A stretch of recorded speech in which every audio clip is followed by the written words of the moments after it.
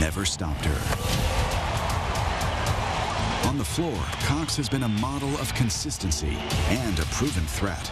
After being a huge part of the 2019 National Championship team, Cox had another banner season for the Lady Bears and continued to be a versatile anchor for the team. A winner of the Pat Summitt Most Courageous Award, the Big 12 Player of the Year was the heart and soul of a team more than capable of winning it all.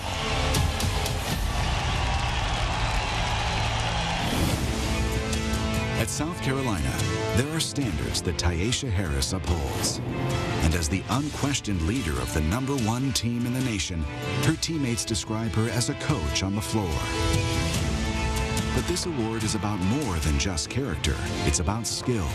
This season, Harris racked up 369 points, 114 total rebounds, and 53 blocks. She also became the Gamecocks' all-time assist leader with 702. Harris has said numerous times she wants to follow in her coach's footsteps and play both professionally and internationally. She's already on the right track, solidifying a legacy at South Carolina. Long shot, makes it in by Harris. What a finish. 2 years ago, it was a simple setback that ignited a fire inside Rhyne Howard that's been exploding ever since. Being left off the 2018 McDonald's All-American game roster at the time probably seemed trivial, but knowing what we know now, it was motivation that helped establish a historic college career. Named the unanimous Freshman of the Year in 2019, Howard hasn't let off the gas. The sensational sophomore strikes again. Are you kidding me? Named SEC Player of the Year for 2 years in a row, Howard has been answering the Wildcats' call and proving herself as one of the best in college basketball along the way.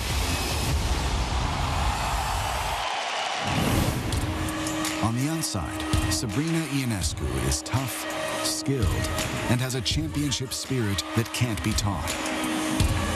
In 2020, Ionescu had the best season of her career. Her leadership was on full display after the loss of her close friend and mentor, Kobe Bryant. She spoke at his public memorial. He wrote to me, "Be you. It's been good enough, and that will continue to be good enough." Then, in true Black Mamba fashion, flew up to Stanford that night and led her team to victory.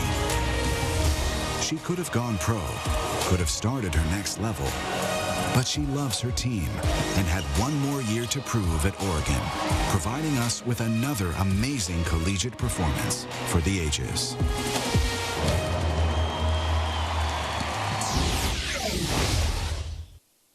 Present the 2020 Citizen Naismith Trophy Award. We have Eric Horwitz, Managing Director of Citizen Watch Company. Eric, it is certainly a pleasure to have you with us here on CBS Sports HQ. Thank you, Tommy, and thanks to CBS Sports HQ for our Naismith Awards coverage. These are certainly unprecedented times for all of us. And on behalf of our Citizen Watch family worldwide, our thoughts and prayers are with those who are being impacted. A special thank you to our first responders and all the healthcare workers on the front line. While this virtual award presentation is a first for Naismith, it doesn't diminish at all the esteem of this award and the accomplishments of all the finalists.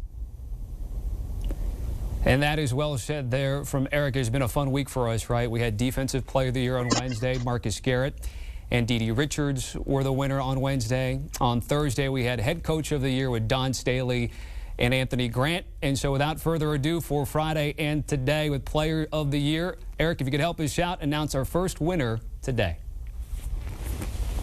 Tommy, I'm very pleased to announce the 2020 Women's Citizen Naismith Trophy goes to Sabrina Ionescu from Oregon. Thank you so much, Eric. Stand by. We have much more coming up, but there you have it. Oregon Sabrina Ionescu, this year's winner. And when we come back in 60 seconds, we'll welcome in this year's Player of the Year to HQ.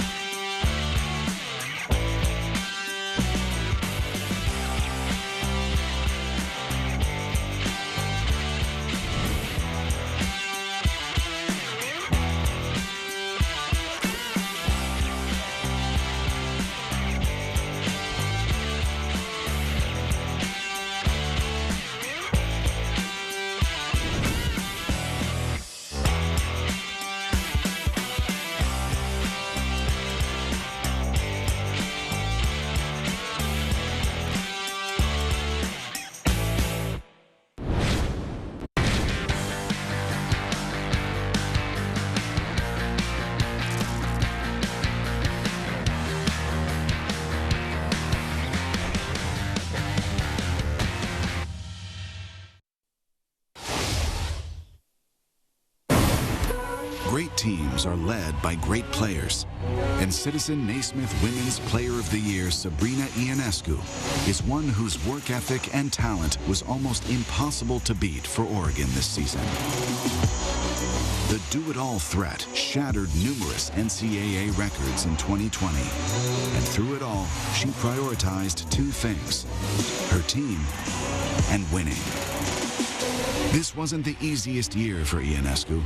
She lost her close friend and mentor, Kobe Bryant, as well as his daughter, Gigi, one of her biggest fans. Ionescu courageously spoke at their public memorial. He wrote to me, "Be you. It's been good enough, and that will continue to be good enough." But as the Black Mamba would have wanted, she hopped on a flight later that day and led her team to victory over Stanford. The Sabrina Ionescu era may be over at Oregon, but was it ever a sight to behold?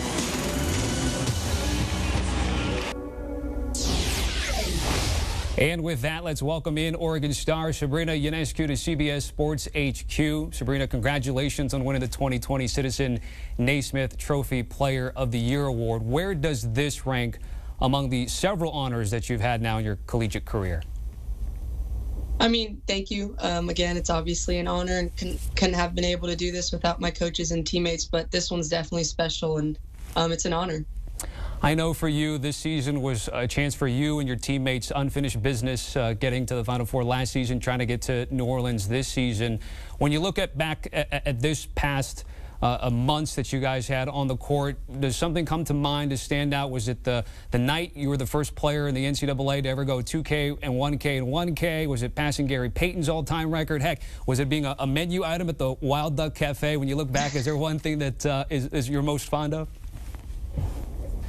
I mean, it was obviously a year of ups and downs, but, you know, we beat Team USA, we beat Stanford and Oregon State. So I think there was a lot of great team wins that we had accomplished this year that I'm not taking for granted, and really happy that we were able to do. And then obviously being able to play in Vegas and win that Pac-12 tournament was definitely special as well. You guys were going to go in. There were a handful of teams obviously going to get a chance to win a national title. What did you love about the squad that you had this year? We were so close. You know, every single player loved every single player. We played for each other, and I think going through those ups and downs of the year, we grew together. And so being able to play alongside them was a blessing, and it's kind of definitely the worst part about not being able to play anymore is just not being able to play with them. If you had any time, there's today, obviously, the WNBA, which will be on the horizon for you. They are postponing the start of the season. However, the draft, they say, will continue April 17th virtually. Have you had a chance to sort of shift your focus now to what's ahead of you after having, you know, the basketball season come to an end? I have a little bit. Obviously, was still holding on to hope that, you know, it might start back up again. So I've still been practicing and training, but I think now my focus is definitely on, you know, what's next to come, and hopefully that is the WNBA. And in the meantime, how have you continued to stay ready and physically getting ready as well as mentally as you prepare to play at the next level? Yeah, I mean, I'm finding any hoop that I can, whether that's going to the park or finding a gym that I can get into, and then working out, doing a lot of yoga, working out in my backyard, lifting, stretching. So going on runs, really doing anything that I can to stay in shape mentally and physically. Well, Sabrina, certainly appreciate you taking some time. Again, congratulations on winning Player of the Year, and we look forward to you playing again at the next level. We'll see you soon. Thanks. Thank you very much. All right, with that, now let's turn our attention to the male finalists for the 2020 Citizen Naismith Trophy Player of the Year. Udoka Azubuike has experienced in years what few will go through in lifetimes. A new country, a new language, mourning the death of a parent.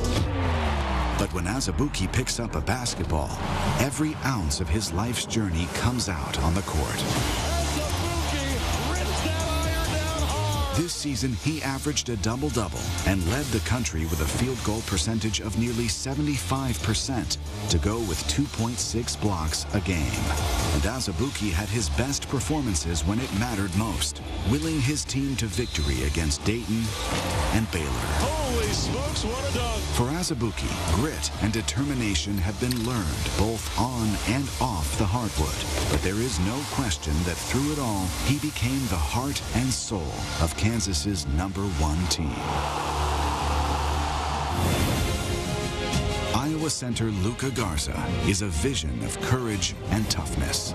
Physicality has been his strong suit, and his development this year has been unparalleled. His scoring average spiked by more than 10 points a game, and his rebounding totals more than doubled. As a do-it-all threat, Garza became just the 4th player since 2007 to total more than 700 points, 300 rebounds, 50 blocks, and 35 three-pointers in a single season. The Big Ten Player of the Year was one of the true pleasant surprises of the college basketball season. Getting the Naismith Player of the Year award would not only be a testament to his playing abilities, but to his heart for the game as well. A path is usually about the destination, but Myles Powell knows you have to cherish every stop along the way first. He came to Seton Hall after attending 3 different high schools. He was a 250-pound player with a broken foot and had to rely on hard work and determination to rise the ranks. Now he's one of the best players in the history of the program. Powell turning for 3. It's good! Powell gives the Pirates the lead. Powell didn't get the chance to put Seton Hall on his back in the tournament, but through every stop his path had him take, he arrived at the right place. Seton Hall for a senior season to remember.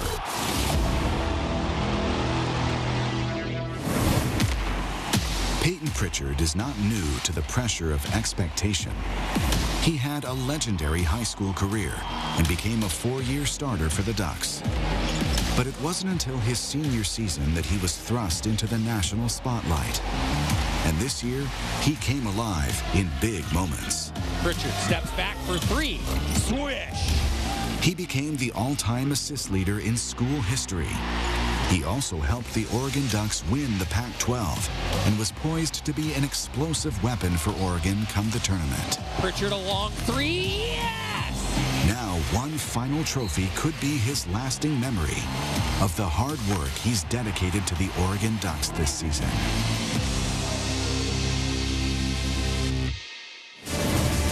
Blips on a radar screen can start small, but eventually grow too big to ignore. This is the story of Obi Toppin, who graduated from high school with 0 D1 scholarship offers. During one season at a prep school, he grew 4 inches and caught the eye of Dayton recruiters who welcomed him into the program. He fires it ahead to Obi. As a human highlight reel, Toppin was flash and substance, leading Dayton to a near-perfect regular season and was determined to lead the Flyers to their first title in program history. Toppin didn't get that chance, but his lasting imprint has already been made with the Flyer faithful and perhaps sealed into history as the Citizen Naismith Player of the Year.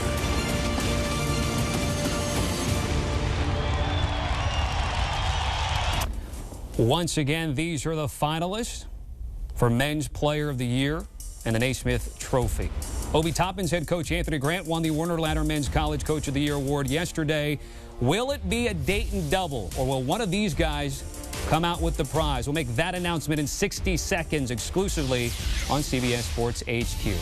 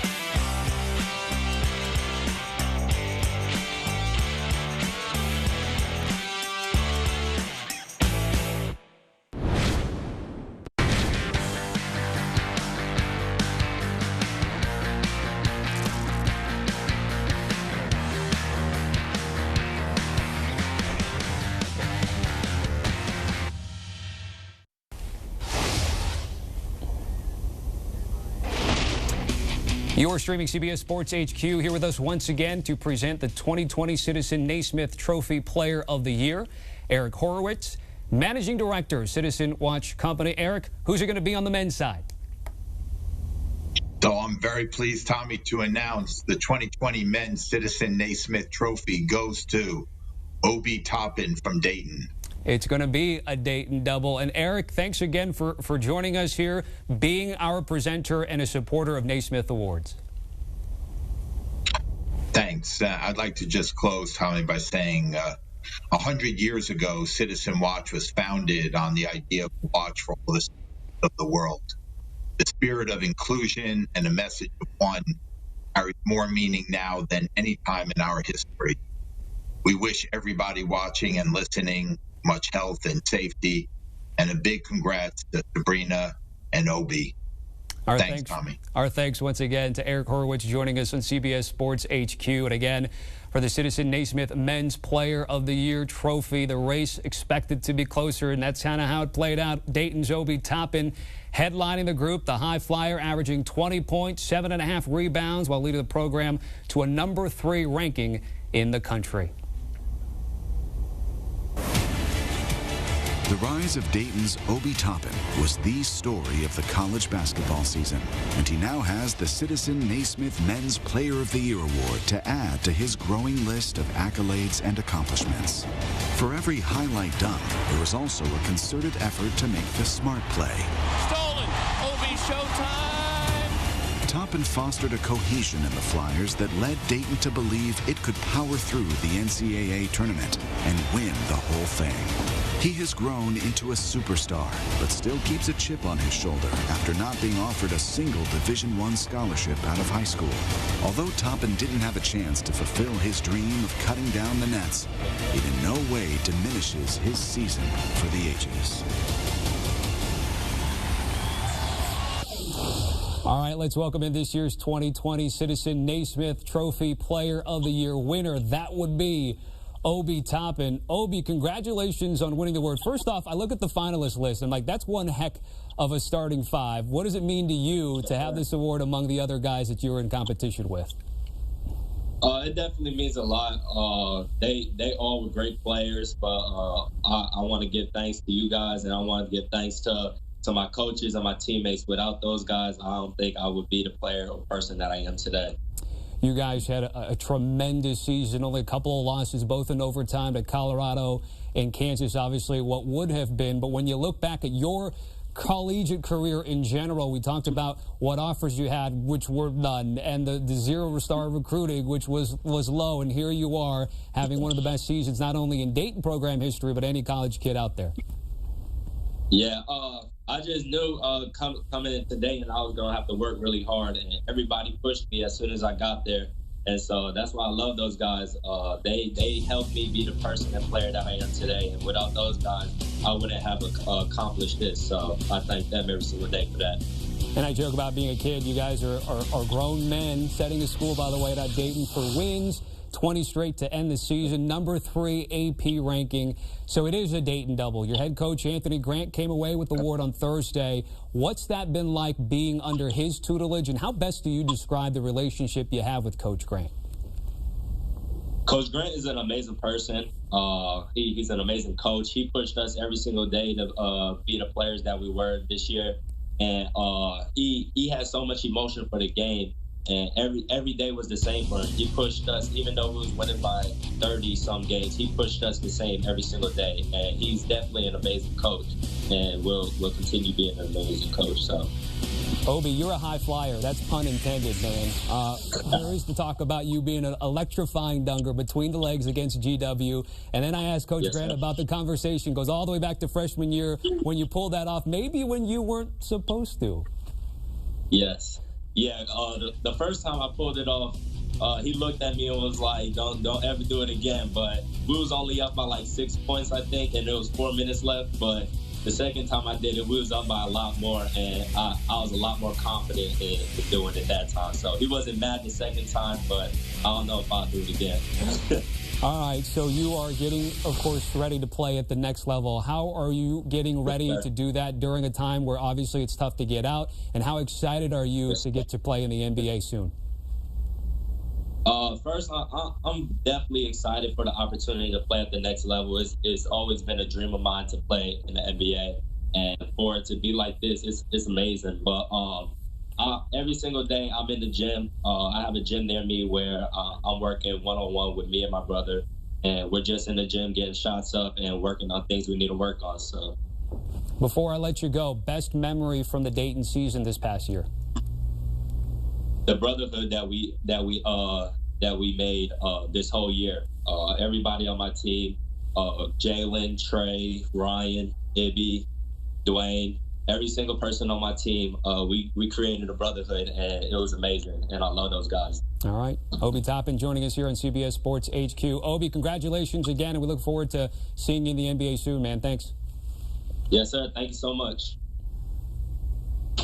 All right, for more on the 2020 Citizen Naismith Trophy Players of the Year, we welcome in Gary Parrish and Avery Johnson to break down the men's side first. So we just heard Obi Toppin. He appreciates it. We appreciate him for being on here along with Sabrina Ionescu.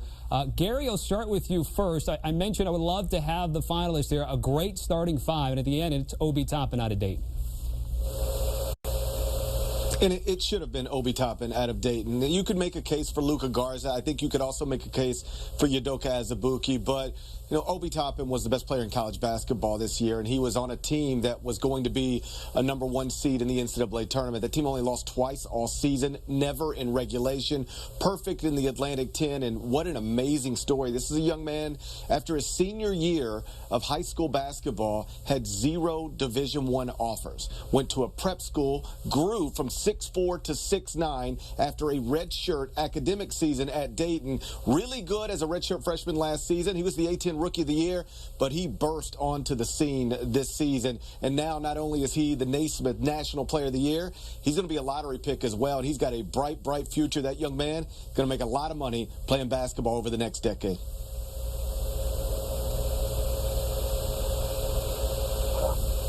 And I love Obi Toppin. Here's a kid that deserved this award. A lot of other great candidates, but I had a chance to watch this kid not only play in the game in person when I had a game for CBS Sports Network this past season, but I had a chance to watch him practice. A lot of times what you see in games starts in practice. His leadership, his communication style, the way he cares about his teammates. But this guy is one of the most fierce competitors that I saw in college basketball this season on both ends of the floor. Guys, obviously we're not going to be able to crown a champion this year, but we've talked about what Obi Toppin means to the Flyers and a Dayton double with Coach Grant. Gary, I'll start with you, too. What did you think about the prospects of Dayton as we would have gotten to the Final Four in Atlanta, supposedly here this weekend? Well, you know, we had a Sportsline projection that made Dayton the probable national champion. So that by itself, by definition, suggests that the Flyers had a real chance. Obviously, in a single elimination tournament, nobody is ever more likely to win it than the rest of the field, or at least it's a very rare thing. But I will say, if you were putting together a short list of teams that could have won 6 games in that bracket and cut nets on Monday night down in Atlanta, Dayton had to be there. It starts with Obi Toppin, but it wasn't just him.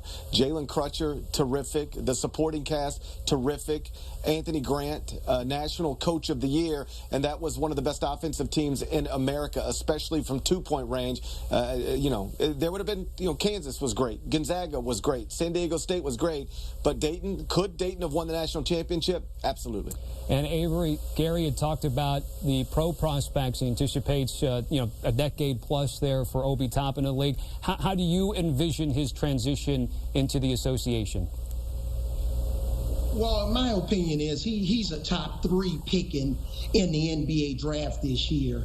At one time, I had him slided around 8th or 9th, but he's moved up. Here's a kid that has unbelievable athleticism. He can handle the ball. He's an underrated passer. But I think also because of his three-point shooting prowess, last year he shoots 50% from three, not a high-volume three-point shooter. This year he shoots about 39%, but his shot, his release, it translates to NBA basketball. And also on the defensive end, here's a kid that can defend 1 through 5. He can defend smaller guys. He can play post-up guys.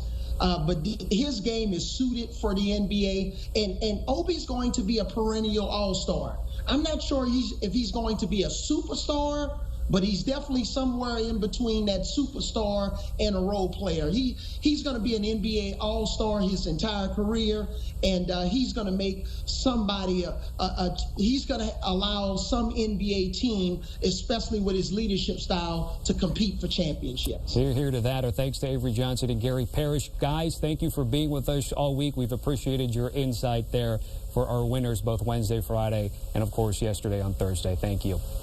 And to catch more college basketball, the Eye on College Basketball podcast. And yesterday, Gary, Matt Norlander talking about the men's and women's basketball Coach of the Year, which we announced on Thursday. That and so much more. Download, subscribe, rate, and review 5 stars today.